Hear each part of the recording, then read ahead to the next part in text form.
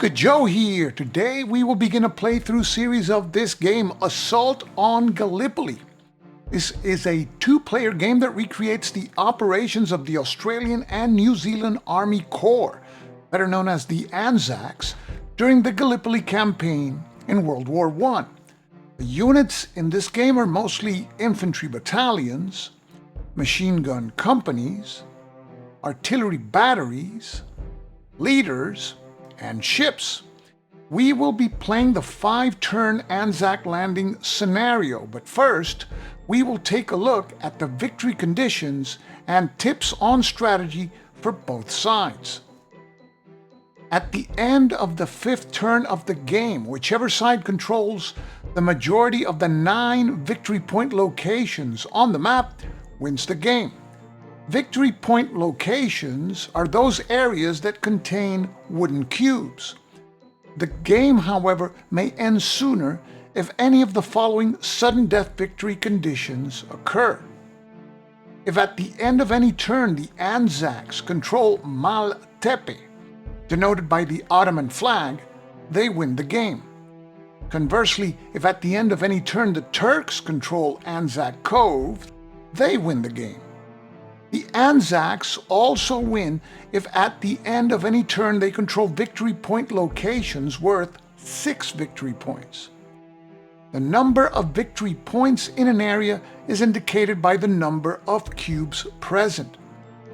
Chunuk Bair and Third Ridge are the only areas that are worth 2 victory points. The remaining areas, that is Anzac Cove, Russell's Top, Lone Pine, Gaba Tepe, Hill 971, Scrubby Knoll, and Mal Tepe are each worth 1 victory point. During the first turn of the game, the Anzac forces are mostly deployed in boats in the central Aegean Sea area of the map. Their entry is randomly determined by rolling a 10-sided die.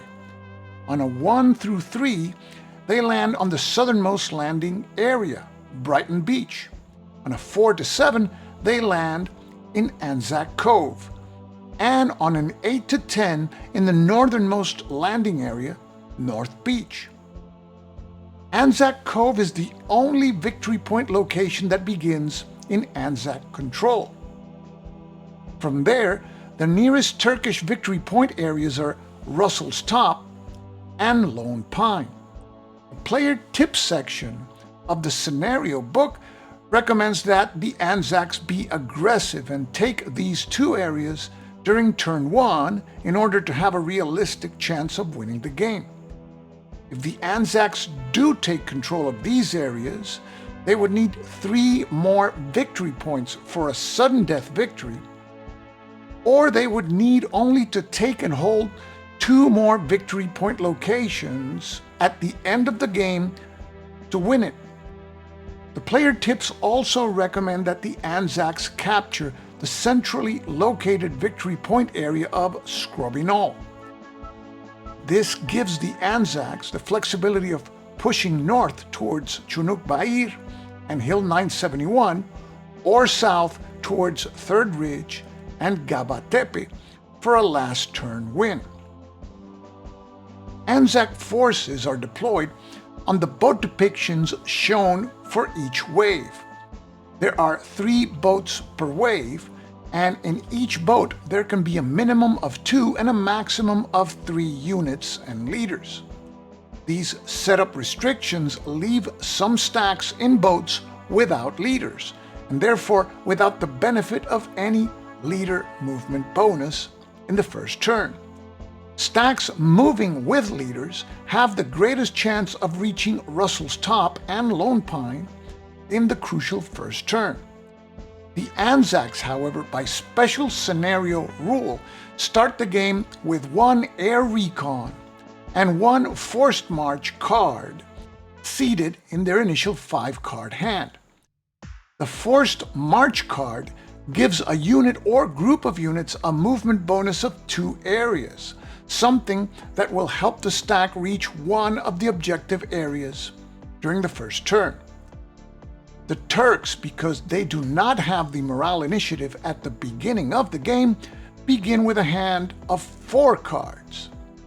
Anzac ground forces have support from the Royal Navy in the form of 7 ships that begin the game in any of the Aegean Sea areas. These ships can be used to bombard Turkish areas. They are placed in any of the 5 Aegean Sea areas, up to 3 ships per area. The tips also recommend that the mighty Queen Elizabeth, with its 6 firepower factors in a range of 5 areas, be grouped with the Manica, a ship that has the special ability of providing all ships in its area with a +1 to their to-hit number, or to extend the range of the firing ships by 1 area.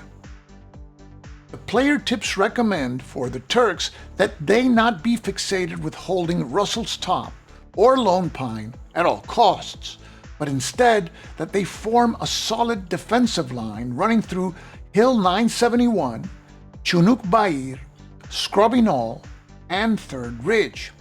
The Turks should also take advantage of the ability of General Assad and Colonel Kemal to refresh 1 exhausted unit stacked with them each turn, and this would allow the refreshed unit to fire twice in turn. The Turks have substantial numbers of infantry battalions that will enter the game as reinforcements on each turn. And finally, the tips also recommend that Turkish reinforcements, as they march towards battle, make full use of the cover that wooded areas provide from bombardment by British ships. The Turks have 2 ships of their own at Ketia Bay.